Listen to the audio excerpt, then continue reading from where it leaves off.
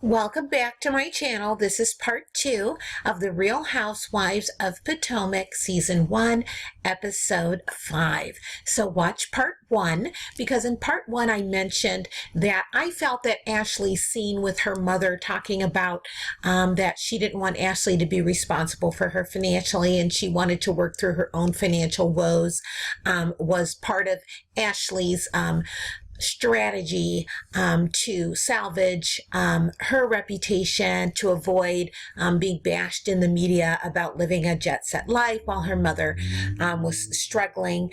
And so here's the article that appeared in the Washington Post. And in this article, Michael and Ashley mentioned that they hired a publicist to kind of tell them how they can utilize her role on the show and her reality TV presence to really promote their restaurant that they're trying to turn into a big hub for fans of the show.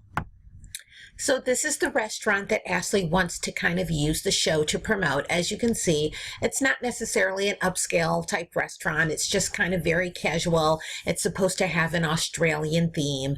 And apparently, Michael has put a lot of money into it and wants it to be successful in the city where it's located. It's located in Virginia, in an area that has a lot of restaurants.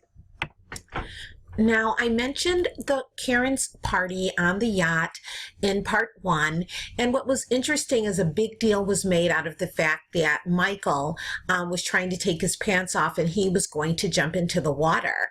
Well, Karen's husband in the same scene was willing to also get in the water with Michael, and somehow that got lost because nobody seemed to talk about Karen's husband being willing to do the same thing, and then Karen stopped him. And so what's so interesting is that her husband just seems to be very low energy. They just seem to have very strange chemistry to be a married couple. And maybe that is only what's coming across on camera, but it just really looks off whenever they're in a scene together. One thing that was very inappropriate that Karen did was she made a very glib and snide kind of comment in the presence of Gizelle's guest to insinuate that there was another man in the picture. And Gizelle seemed to take it in stride, but Karen seems to be so obsessed with what's correct behavior, and it is extremely rude to insult your friend's guests at your party or anyone else's party. Men don't want to hear that there's another man in the picture. Karen is far too old to not understand that.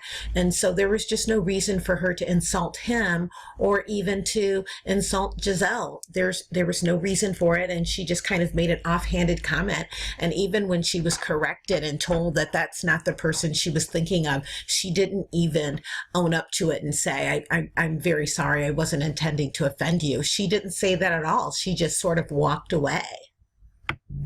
So part of the episode had Gizelle talking about that she was trying to date high-profile men now, and that she's getting back in the dating scene. But the man that she brought to Karen's party, she had no chemistry with whatsoever. It seemed to be a fake date for the cameras. They were in this restaurant. There was just no chemistry between them at all. They both seemed very awkward. He tries to feed her food and it's dripping in his hand. Like, he doesn't even know how to feed a woman across the table at his age. It just seemed really strange.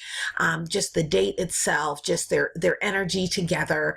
But I suppose that was a storyline that the producers wanted to bring into this season, was Gizelle dating. And so we'll have to stay tuned and see who else she's dating, because the chemistry was definitely off with this person. And what was really interesting is that she married a man who had 2 babies out of wedlock by 2 different women. She was supposed to be the trophy wife who was put on a pedestal. He cheated on her, humiliated her publicly. And then even when they showed the scene in the last episode, episode 4, they were having lunch and she drinks out of his glass and he makes a comment like, oh, am I going to catch something? Because I suppose her mouth was on his glass, and her mouth just drops open that he makes this comment while the cameras are rolling. And what is so interesting about that is here he is having unprotected sex and getting women pregnant during his own marriage, and he's making a crack to her about, oh, am I going to catch something because she drank out of his glass? Pure shadiness, pure shadiness. And she didn't even mention it in her one-on-one interview after, the lunch engagement. She just kind of let that comment go, but it was on camera for all to see. There are always a lot of negative comments about Katie simply because she is demanding that the person that she's involved with marries her first before she has more children. She has indicated she wants to have more children. She clearly is in a relationship with the man who cares about her deeply. He has moved her into his home and her children. He seems involved with her children. They seem to be very comfortable with him, even when the cameras are rolling. And so it just seems to be a real relationship and not something that is just being acted out for the cameras. So it's just so interesting that she happens to get a lot of negative comments in social media a lot, simply because she's a woman who is making a demand about marriage prior to having children with a man. And she's making a demand about marriage a year and a half into the relationship. She's certainly not 20 years old, and there's nothing wrong with making sure that a man understands what your expectations are and understands your timeline for those expectations.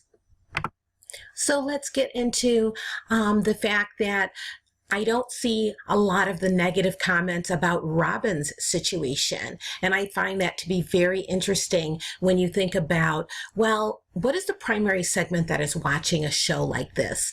Robyn has 2 children by a man who cheated on her throughout the marriage, and not just with Jump Off. He was living overseas with Chris and taking care of her and her son.